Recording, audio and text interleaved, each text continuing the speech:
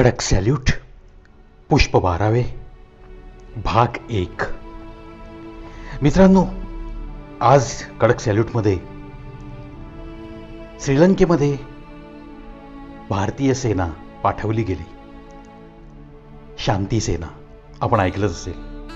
त्याबद्दलचा हा एपिसोड कदाचित 3 किंवा 4 भागात हा मी तुमच्या मनापर्यंत पोहोचवण्याचा प्रयत्न करीन. संभाजी गायके यांनी प्रचंड कष्ट घेऊन, माहिती काढून, निरनिराळ्या लेखातून हे सर्व धनुष्य पेललेलं आहे. हा लेख त्यांनी प्रचंड अभ्यास करून लिहिलेला आहे. प्रथम त्यांना एक कडक सॅल्यूट आणि सादर करतोय शांती सेनेबाबतची ही माहिती. भारतीय सेना करना है तो बस करना है, कोई शक नहीं, कोई सवाल नहीं. जवानो, कोई शक या सवाल. कोणत्याही धाडसी मोहिमेवर निघताना भारतीय फौजेतील वरिष्ठ अधिकाऱ्यांनी जवानांना उद्देशून म्हणावं आणि या लाखो मृत्युंजय वीरांच्या तोंडून एक मुखाने क्षणार्धात उत्तर यावं, नाही साहब, जय हिंद साहब. आणि सैन्याने आपल्या ध्येयाकडे आसमंताच्या उरात धडकी भरावी अशी युद्धगर्जना करीत कूच करावे. ही भारतीय सैनिकांची आजवरची परंपरा. महाराजांनी सेनापतींनी दिलेली आज्ञा शिरसावंदे असे म्हणत प्रसंगी प्राणांची आहुती देऊनही हुकुमाचे पालन करण्याची छत्रपती शिवरायांच्या सैन्याची परंपरा पुढे सर्व भारतीय सैनिकांच्या रक्तात भिनली. ती आजवर कायम आहे आणि राहीलही. श्री प्रभू रामचंद्राच्या वानर सेनेच्या यशस्वी लंकास्वारीनंतर दुसऱ्यांदा भारतीय सैन्य श्रीलंकेत गेले. ते थेट 1987 मध्ये. तत्कालीन सिलोन अर्थात श्रीलंकेमधील इंग्रजांच्या मालकीच्या शेतांमध्ये काम करण्यासाठी श्रीलंकेपासून केवळ 12-15 सागरी मैलांच्या अंतरावर असलेल्या तामिळनाडूमधून तामिळ मजूर तिकडे गेले आणि तिकडेच स्थायिक झाले. या श्रीलंकन तामिळ मजुरांच्या पुढील अवलादी स्वतःला भारतीय तमिळांपेक्षा श्रेष्ठ मानणाऱ्या निपजल्या. त्यामुळे अर्थातच भारताबद्दलही त्यांना प्रेम असणं शक्यच नव्हतं. श्रीलंकेतील सिंहली जनता या तमिळांना नेहमीच दुय्यम मानत आली. त्यामुळे संघर्ष अटळ होताच. सिंहली तमिळ संघर्षात तमिळनाडू आणि जगभरात पसरलेल्या तमिळ समुदायाने अविचाराने श्रीलंकन तमिळांची बाजू घेतली. श्रीलंकन तमिळांच्या अनेक गटांनी सिंहली विरोधात हत्यारे उचलली आणि सुरू झाला प्रचंड रक्तपात. श्रीलंकन तमिळांच्या अनेक दहशतवादी संघटना होत्या.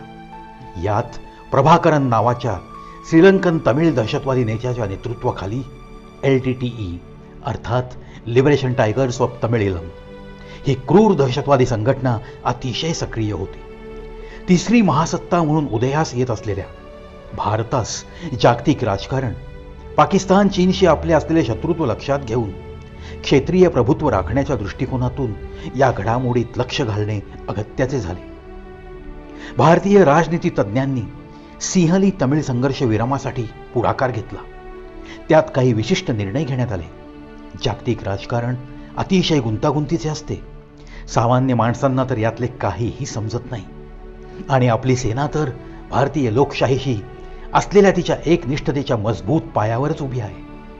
आदेश येताच लढणे, लढाई संपताच बराकींमध्ये परत जाणे एवढेच सैन्य जाणते. मग राजा कुणीही असो, सेनेला राजकारणात रस नसतो. हा देश सुरक्षित ठेवणे हेच एकमेव ध्येय आणि एकच ध्येय वाक्य, ड्युटी ऑन टू डेथ, मृत्यूपर्यंत कर्तव्य. भारताने पुढाकार घेऊन घडवून आणलेला सिंहली तमिळ शांतता करारात दहशतवाद्यांकडून शस्त्रे जमा करून घेणे, सिंहली सेनेला बराकीत परत पाठवणे व तमिळांना लंकेच्या राजकारणात पुरेसे प्रतिनिधित्व अशा स्वरूपाची व्यवस्था होती. पण दहशतवाद्यांना भारताच्या क्षमतेबद्दल शंका होती. त्यांना वाटले की जर भारतीय सेना सिंहलींना काबूत नाही ठेवू शकली तर. दहशतवाद्यांनी केवळ देखावा म्हणून आपली काही शस्त्रे जमाही केली होती आणि खूप शस्त्रे लपवून ठेवली होती.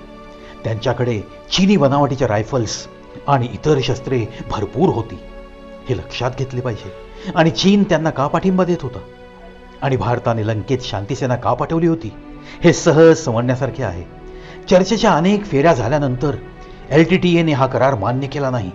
करारात ठरल्याप्रमाणे या कराराच्या अंमलबजावणीसाठी भारतीय शांतीसेना IPKF Indian peace keeping force श्रीलंकेत पाठवण्याचा निर्णय झाला.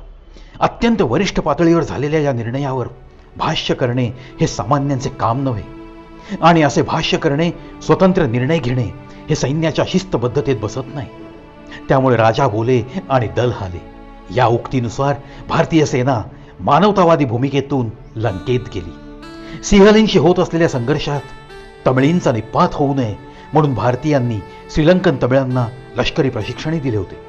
पण श्रीलंकन तमिळ भारतीय सैन्यावर उलटले. तेथील सिंहली आणि तमिळांचे एकमेकांपासून संरक्षण करण्यासाठी गेलेल्या आपल्या खऱ्या वाघांचा स्वतःला वाघ म्हणवणाऱ्या श्रीलंकन तमिळी माकडांशी अनपेक्षित संघर्ष उडाला. दोन सशस्त्र माणसे एकमेकांच्या जीवावर उठलेली आहेत. त्या दोघांचेही आयुष्यभराचे नुकसान होऊ नये म्हणून एखादा भला माणूस मध्यस्थी करतो आणि ते दोघेही या भल्या माणसाच्याच जीवावर उठतात. तसेच काहीसे घडणार होते. आपले सैनिक विना प्रश्न आज्ञा पालन करण्याच्या परंपरेला जागून अगदी तुटपुंच्या तयारीनिशी आणि अगदी ऐन वेळी लंकेत गेले. युद्धाच्या तयारीने गेलेलेच नव्हते, त्यामुळे फार मोठा दारुगोळा हत्यारे नेण्याचा प्रश्नच नव्हता. लंकेतील दहशतवादी संघटनांना शांत करून, श्रीलंकेत कायमस्वरूपी शांतता प्रस्थापित करून, तेथील तमिळांचे हक्क सुनिश्चित करून माघारी येणे, एवढेच मिशन भारतीय सैनिकांना दिले गेले होते. पण झाले ते खूपच भयानक. मित्रांनो, नक्की शांती सेनेच्या बाबतीत काय घडलं हे दुसऱ्या भागात घेऊन लवकरच भेटतोय. तोपर्यंत पाहत राहा, ऐकत राहा कवी प्रवीज शोवर कडक सॅल्यूट. जय हिंद.